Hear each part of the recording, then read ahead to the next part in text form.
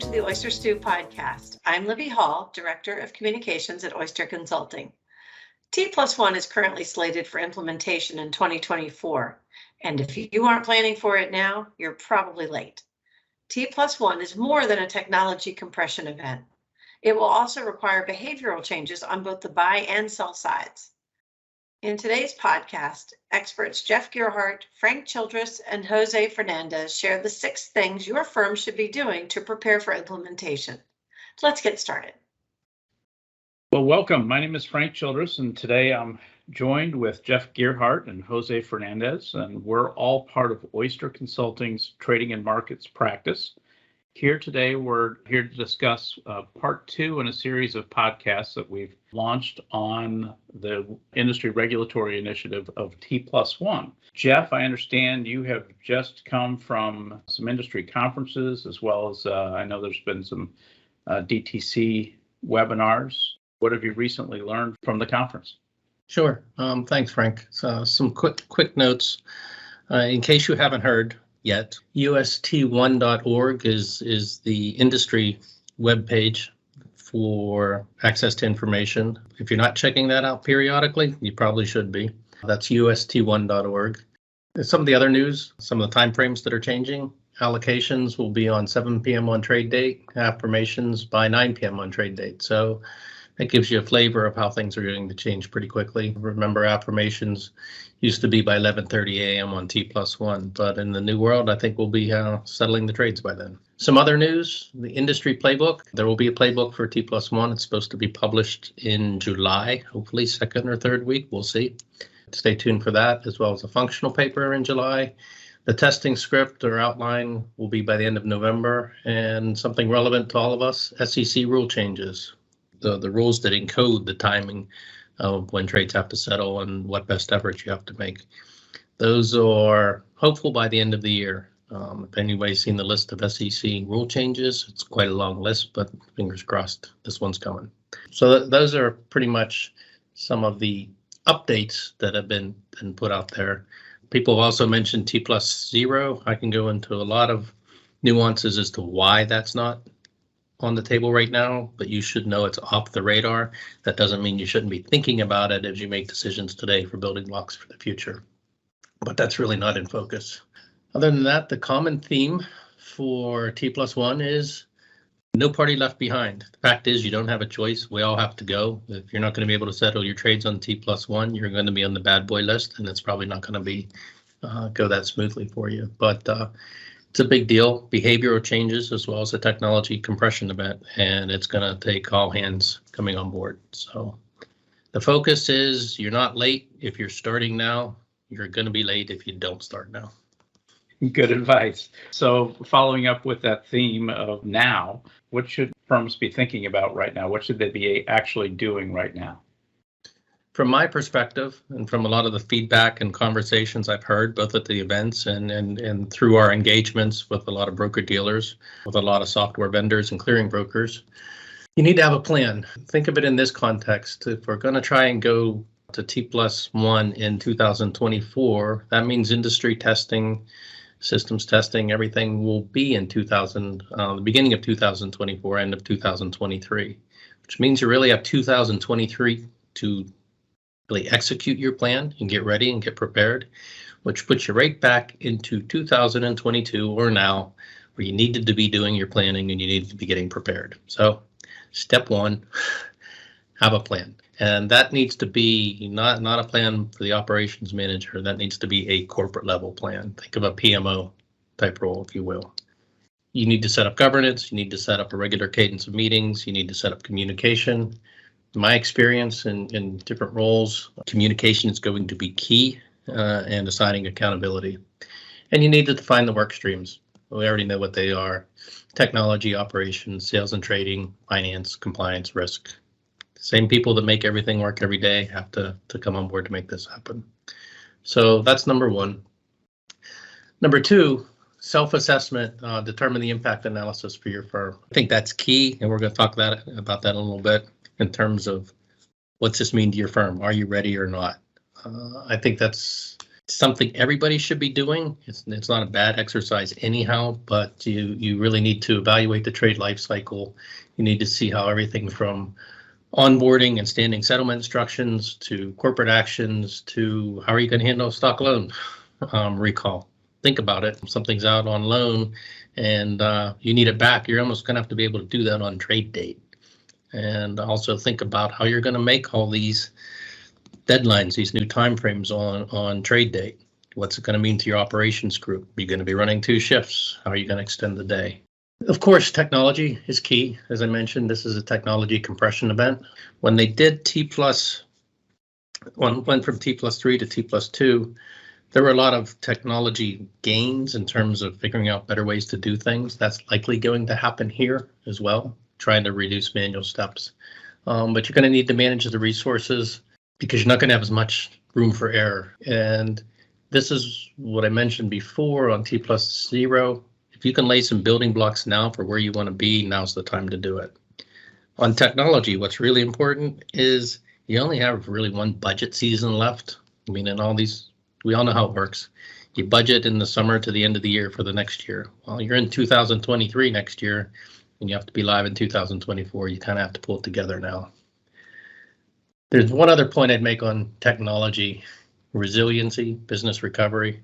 While your time frames are going to get real short, so factor that in. Just a few more things there. Behavioral changes, same thing as when we went to T+2. You need to change the behavior of sales, trading, clients, asset managers, your operations folks in terms of urgency on how you're going to get this done. Look at the full life cycle. See what information will be needed from whom. I've been on trading desks. We've all seen it. Allocations come in later in the day. Sometimes they slide till tomorrow. Well, that's not going to be feasible anymore. Clients, when you onboard them, diligence on standing settlement instructions. You need to get that done. People need to expect that when they're setting up the account.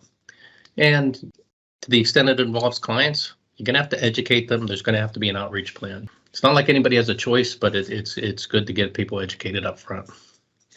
Another category is vendor awareness and outreach. From my experience in this consulting role, when we deal with clearing brokers or broker dealers managing software providers, vendor management's not really a strong point. In fact, we see a lot of cases where it can be improved.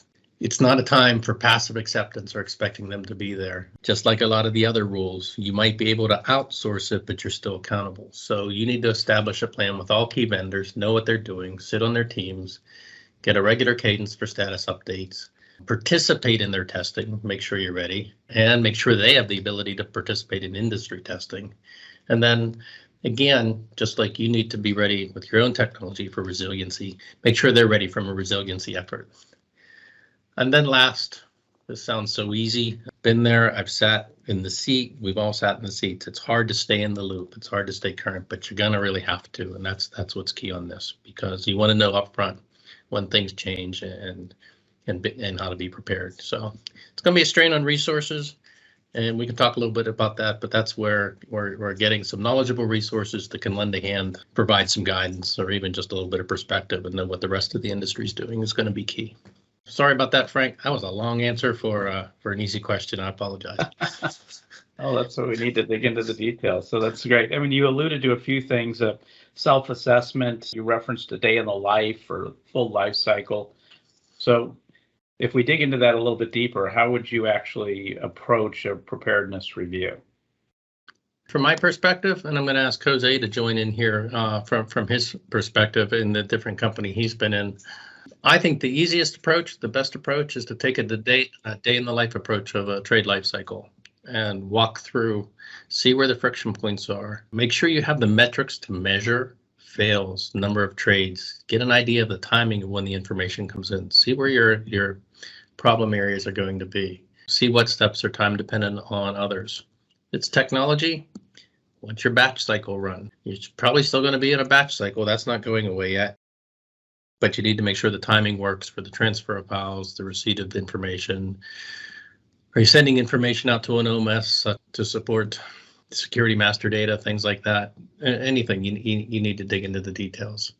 Jose, I don't know if you want to chime in there a little bit on some of the issues that could could happen in the current state assessment to determine the impact. Yeah, certainly. Thank you. Really, you touched on it. This is really a technology compression event, but when you think about it, operational in nature, it touches every single point or aspect within the trade life, right? So if you begin with the client onboarding process, right, how quickly are you getting the information needed in order for you to establish that account to be able to trade, right? So from the client onboarding, trade execution, we talked about the trade affirmation confirmation process, which I think is going to be the one area, as already noted, with some changes to those regulations there and those rules. Exception processing is another one. That's one where, again, you're going to be able to monitor the activity on a real-time basis and be able to take action on those, considering the constraints there on the timeline.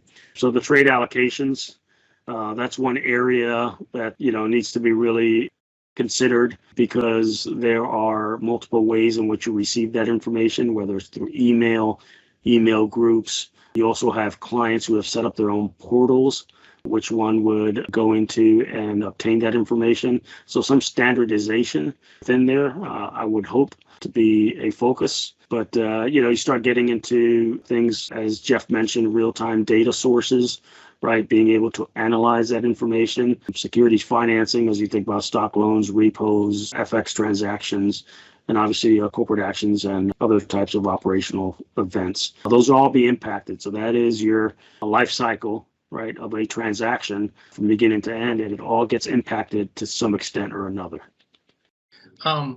Jose, when we would go in to do a current state assessment, we're actually going to evaluate the firm's current processes to really determine the impact. So the way I look at it, we're not just taking high-level topics. We're actually interviewing the team. We're seeing what the technology is. We're seeing how things connect. Who knows what's going on before and after. So it's a in-depth, in-the-weeds type assessment, and I think can add value in terms of adapting to a T+1 environment. But I guess I want to emphasize one point on a current state assessment. If you don't have the metrics or the good management practices today to know where your friction points are, where your problem points are, who your difficult customers are, who the traders are who are a little bit behind, if you have trade reporting issues, anything like that, you need to have those metrics, because it's going to become key. Anything that happens today that's a friction point for you is just going to be a more significant point in a T+1 environment. So know what the problem points are, know how you're addressing them, know how to measure where you stand, and know when things are going wrong. From a consulting viewpoint and some of the firms we go into, I'd say that's one of the key things that go wrong, and that they don't actually have the good metrics to manage their business.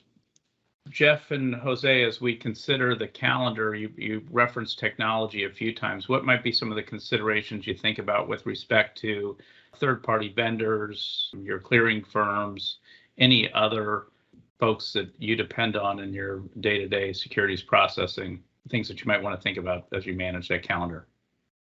Thanks, Frank. So really what we want to bring to light and really recommend for all firms out there is to really take a look at your vendors, take a look at your clearing model, evaluate that, and if there are changes that need to be made, get on that almost immediately, right? I mean, the timeline is a short timeline, as referenced earlier.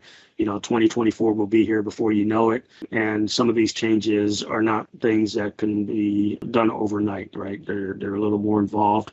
And so evaluating your current systems, your current vendors, again, your clearing model right now, and being prepared early on to make any changes necessary, I think would be something we'd highly recommend. Great. Thanks, Jose. Jeff, Jose, any final thoughts to consider as we embark on this? Well, Frank, from my perspective, I'm trying to think if there's one key point that's relevant or that people should jump on, but I think the fact is it's the volume of work here that has to be dealt with, and the number of work streams. So it's a challenge, and there's time. My suggestion or thought is tapping into the right pool of expertise. subject matter experts, people that have been there before, that can either help guide through the process, provide an independent assessment, or as you get into the work, can free up your resources so they can work on it. There's lots of ways to look at this. That, I think, in terms of performing a current state assessment, doing the impact analysis becomes pretty key, and then remediating the efforts. So, and then, of course, the technology is a strong lift, but I think everybody knows that. If I would say the most important thing is, now is the time to be doing this assessment, to be doing the evaluation, to laying out your plans. That's great. And so Jeff and Jose, thanks a lot. This has really been informative as our second podcast with respect to T+1. I suspect we will be continue these as industry developments continue, and as we get more information out of DTC and the SEC with respect to anything else. And I think we'll all be looking for that playbook that you referenced as a helper going forward. But at a minimum, it sounds like folks need to have their team in place, as you mentioned, highlighting have a plan, and obviously technology, operations, vendors are all going to play a key role in a successful conversion to T+1. Folks should not hesitate to reach out to us just for a conversation on the topic. We're pretty actively involved with a lot of the industry vendors, clearing partners, and whatnot, and we're staying in touch with key industry participants, the working groups. So, just if anybody has any questions or just wants to think something through, they shouldn't hesitate to reach out to any of us. Thanks everyone for listening. If you'd like to learn more about our experts and how Oyster can help your firm, visit our website at oysterllc.com. And if you like what you heard today, follow us on whatever platform you listen to and give us a review. Reviews make it easier for people to find us. Have a great day.